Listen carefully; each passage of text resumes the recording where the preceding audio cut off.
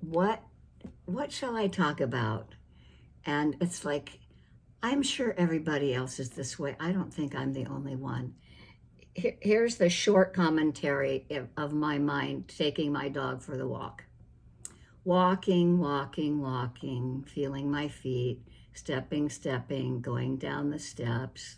The dog is waiting for me, walking, walking, walking, hearing, seeing, turning the corner, walking, walking. Oh, the neighbor across the street is building his ADU. Look, they're putting in the gravel now. Oh, I remember what it was like when we put the gravel in our ADU. It was freezing cold and they were chipping through ice to tamp down the gravel. And I'm off on a storyline. And then after a while, oh yeah, thinking is happening, thinking, thinking isn't everything, hearing, seeing. Oh, there's the owner of the ADU. He just pulled up.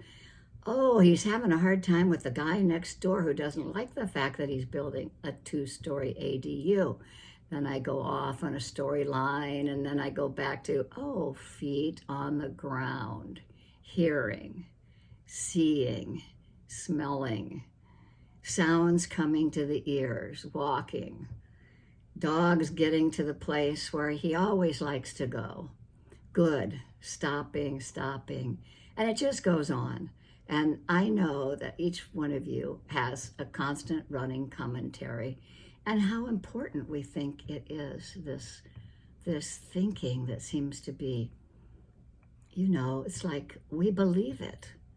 I mean, I was believing all of that stuff as I was walking, but luckily there was just enough mindfulness there to go back and say, all right, thinking is occurring. There's also hearing and seeing and tasting and touching and being present in the moment with all of the sensations coming into this body and mind. And so even all of those thoughts that I have about the body aching, I can't walk very well, my hips hurt when I walk, blah, blah, blah, blah, blah. It's really a never-ending mind chatter that, thanks to the practice of mindfulness and awareness, at least maybe 2 times out of 8, I can bring myself to the present moment again, to saying, this is just thinking happening. It doesn't have to be believed. And so I would like us to just remember as we travel in our daily existence the importance of mindfulness through everything, sitting and walking and standing. And we get to have this time period together where we can lay a little bit more of a foundation for the heart and mind to remember to return to the present moment. So as I ring the bell, let's just... Candle? Mm-hmm. I just wanted to check in to see how is your nose, how are your eyes? So aside from my face plant adventure, which has also, of course, added to that constant attention that we all seem to be paying to our bodies because they talk to us louder as we get older. And so here comes the bell.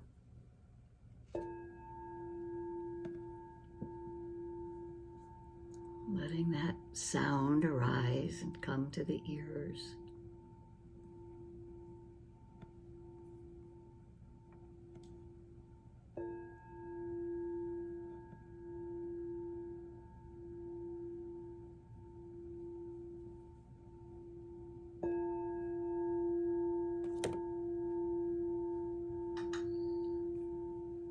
Just beginning to recognize the various chatter that happens in the background, or maybe the foreground.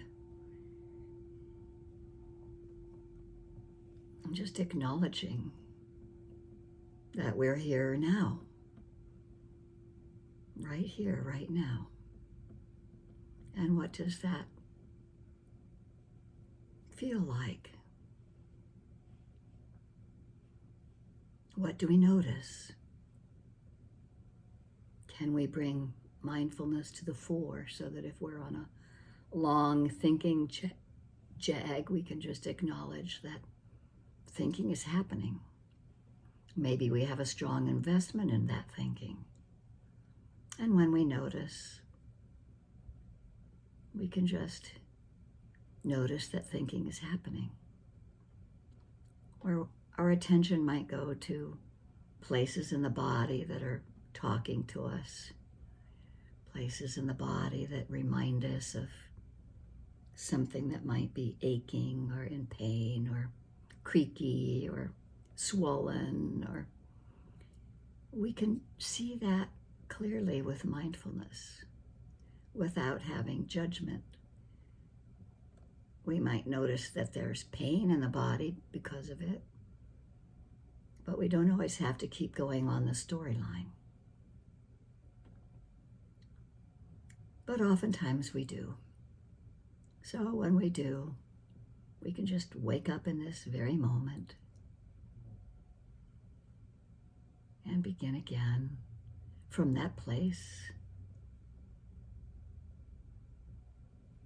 noticing whether something is pleasant or unpleasant or neutral. The Vedana, the Buddha taught about Vedana as a way to not get quite so absorbed in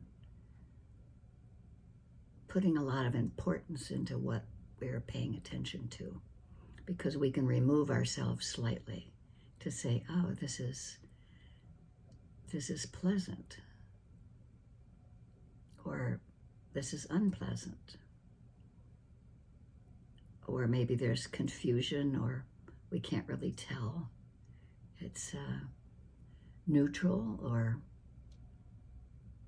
we might not even know what's going on,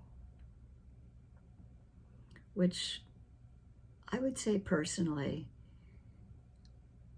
I think I live a fair percentage of time in that place of ignorance, that place of sort of not knowing, not seeing clearly what's happening. And as soon as I notice, I've got a storyline going on here, and I don't even notice it until 5 minutes later. So just with kindness and with calm attention to what's happening in the body and in the mind, we let ourselves settle.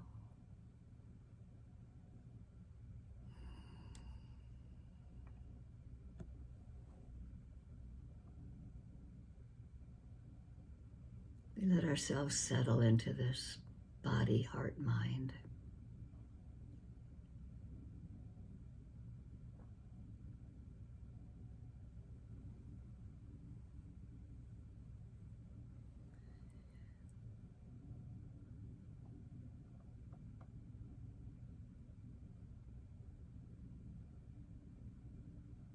And we pay attention to what's happening in the mind. What is the attitude of the mind? And just noticing it without any judgment. Just being aware. Awareness is present, no matter what's happening.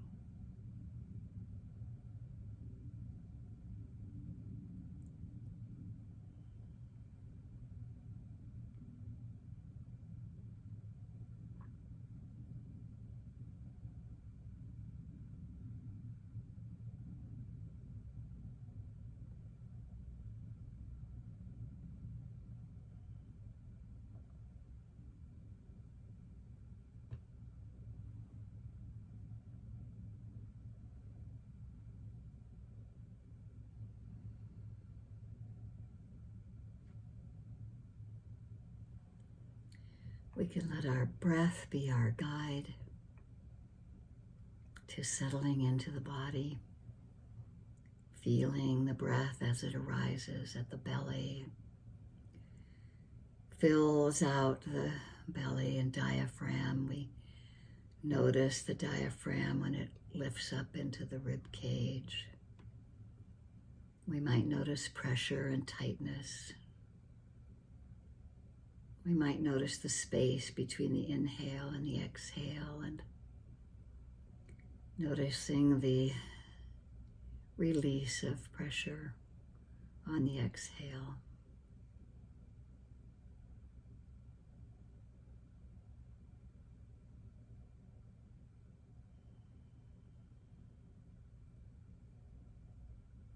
Letting mindfulness use that breath as an anchor to return to if we're lost for a long time in thinking.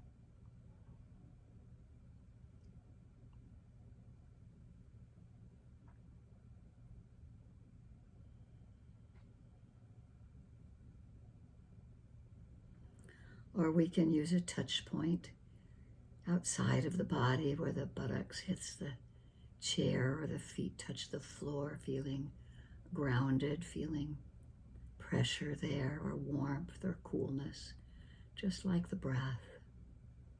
We can notice sensations happening in this present moment.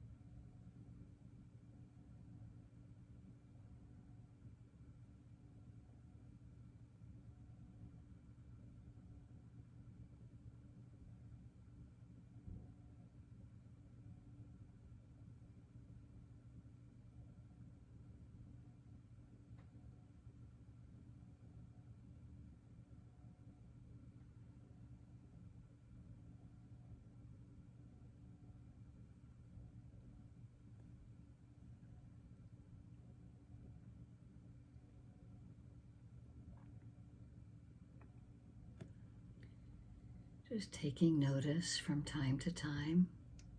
What's happening now? What's happening in the heart and mind? Can we be present? What are we noticing? What arises at the ear door or the nose door, or taste, touch?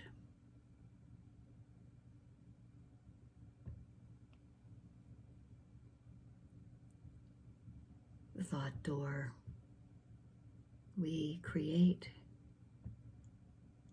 everything in our reality from each of these sense doors. And so being present to see what arises and to help incline the heart and mind toward skillful thoughts, letting go of unskillful thoughts, noticing when things might be harmful in our thinking to ourselves and others, and inclining toward kindness and compassion for ourselves, for others, gently and easefully, noticing what's happening, whether it's pleasant or unpleasant, whether we feel like it's negative or positive thoughts. Mindful awareness sees it clearly, and it's wisdom that arises to inform us as to whether it's useful.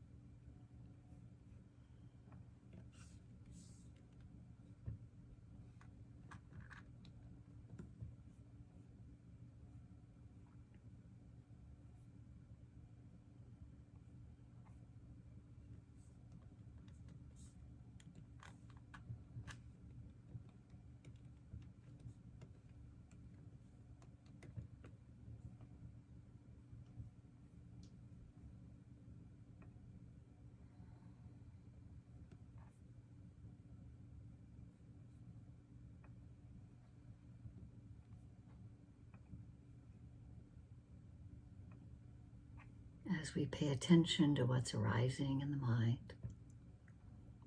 If you feel something unpleasant like annoyance,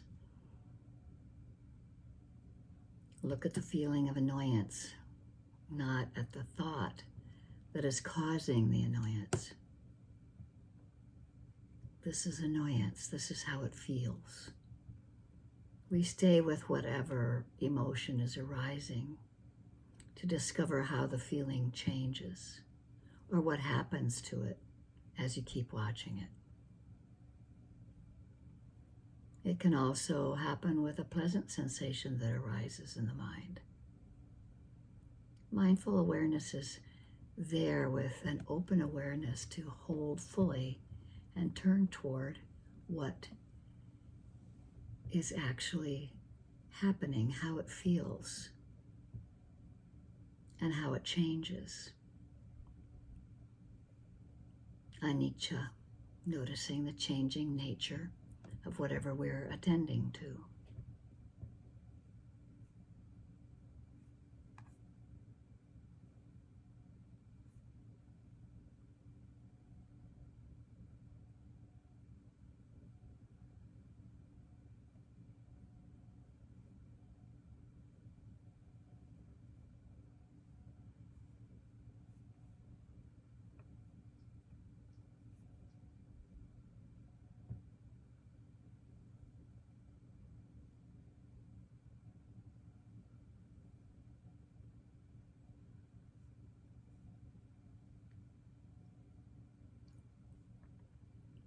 I like what Ajahn Sundara says when she says that awareness has a mirror-like quality.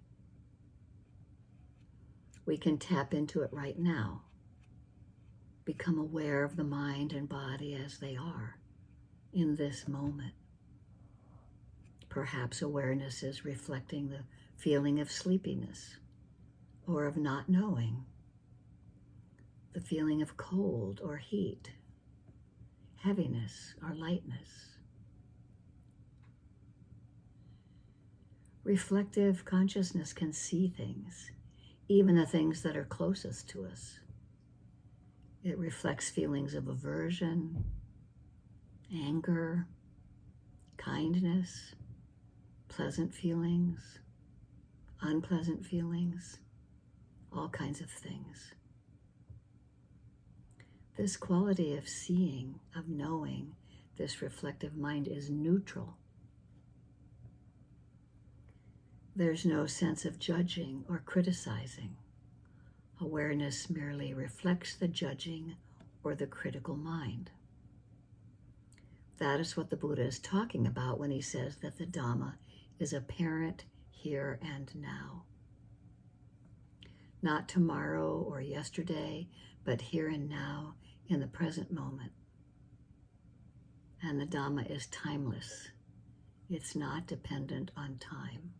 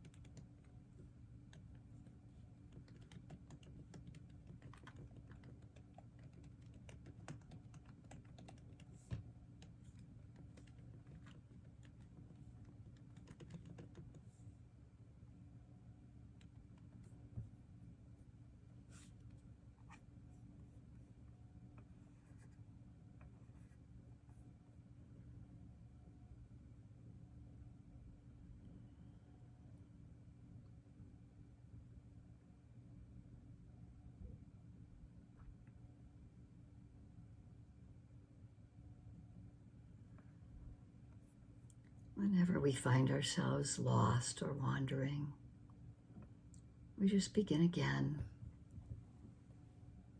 We can come back to the cradle of our breath, or we can open up to where we are right then when we become aware. We have a moment of awareness. This is what's happening now. Holding ourselves in kindness.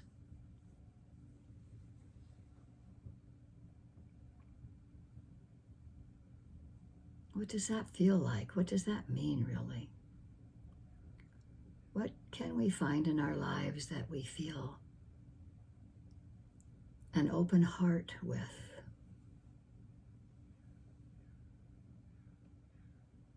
What can bring us joy when we see it or feel it or touch it?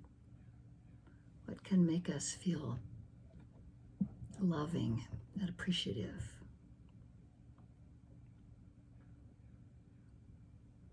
And wherever we can touch upon that feeling, may we hold it in ourselves. May we hold it in our hearts, in our bodies,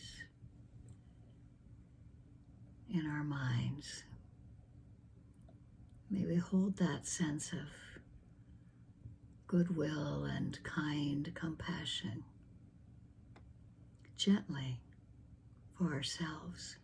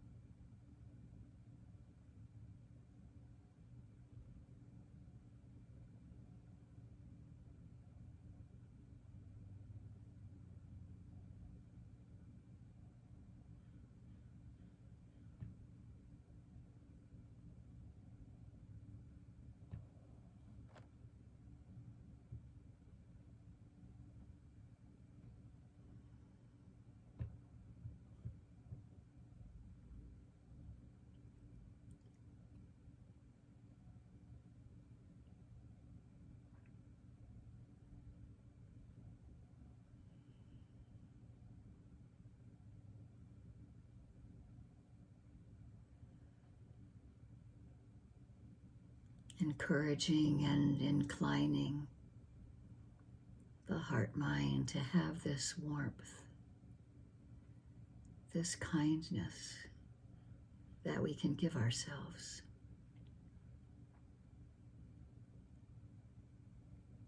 And maybe we can think of a couple of other people that we know appreciate us. May we let that kindness support us in helping us find kindness for ourselves.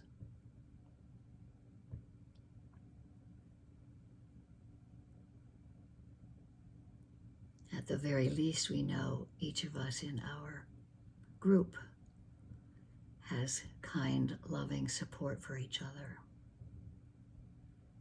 We know that we can depend on each other for that sense of well-being.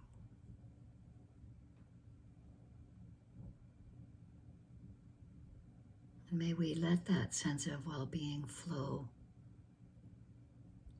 to others around us, maybe in our household, maybe within our family unit, or our pets. Encouraging goodwill, letting the heart open and embrace non-harming and goodwill to others.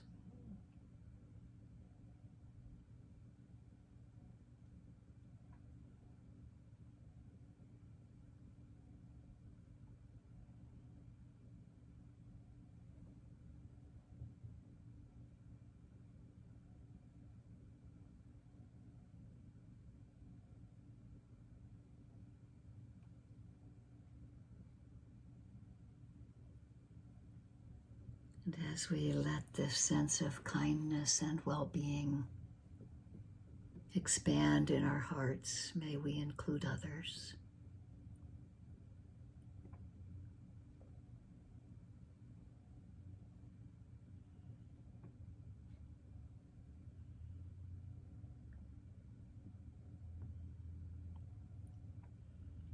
Someone for whom it's easy to have kind feelings toward.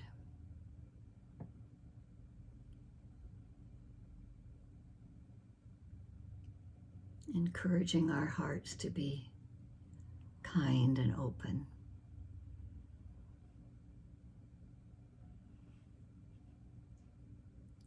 Letting that jewel in the heart of the lotus of our heart sparkle a little bit more. Letting kindness flow to a teacher that we've had, or a close friend, or another being that we've derived benefit from, that we let our heart reflect kindness toward them.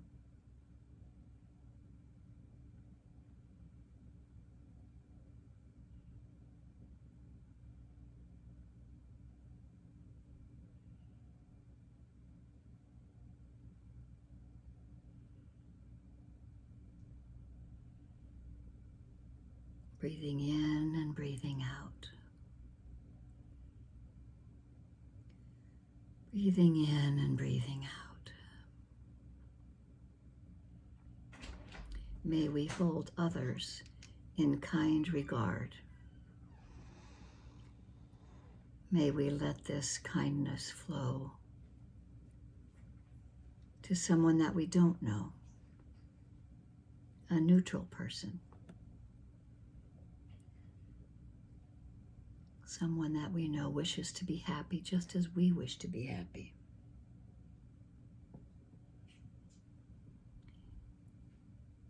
Wishing them to be free from harm, safe and protected, and have ease in their lives.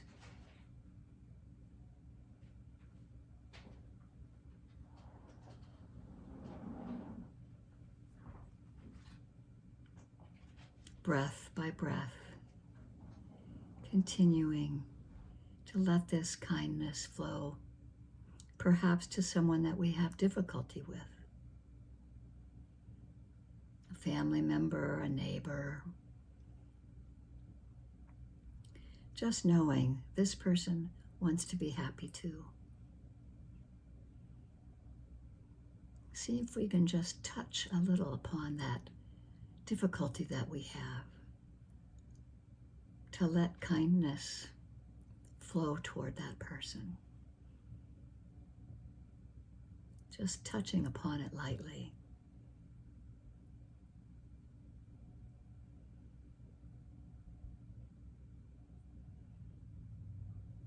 This attempt to let our hearts be open and expansive around not only beings that it's easy for us to embrace, but also difficult ones. And at first with the practice, we just stay close to home, just touching upon some being that we might have challenges with, just touching lightly. May you be free from harm, safe and protected, and at ease. And as the Buddha taught this practice in all directions, all beings, to the north and the east, to the south and the west, around and everywhere, above and below, all beings. May all beings be free from harm, safe and protected, and have ease.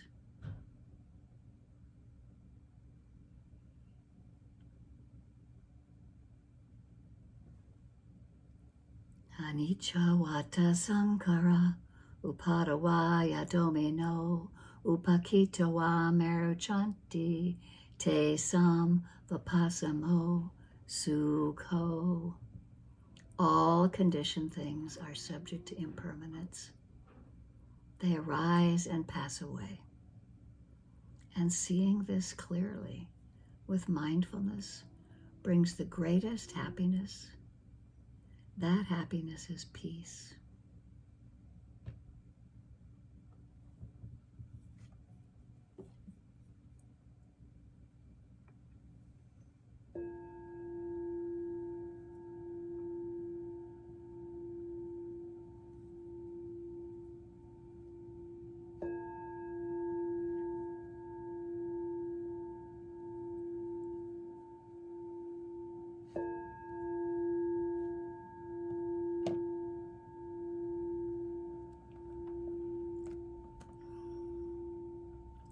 Thank you for your practice.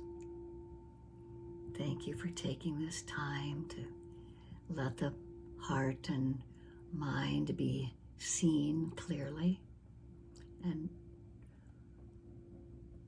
touch upon the understanding that the practice has great benefits, not just to us, but others.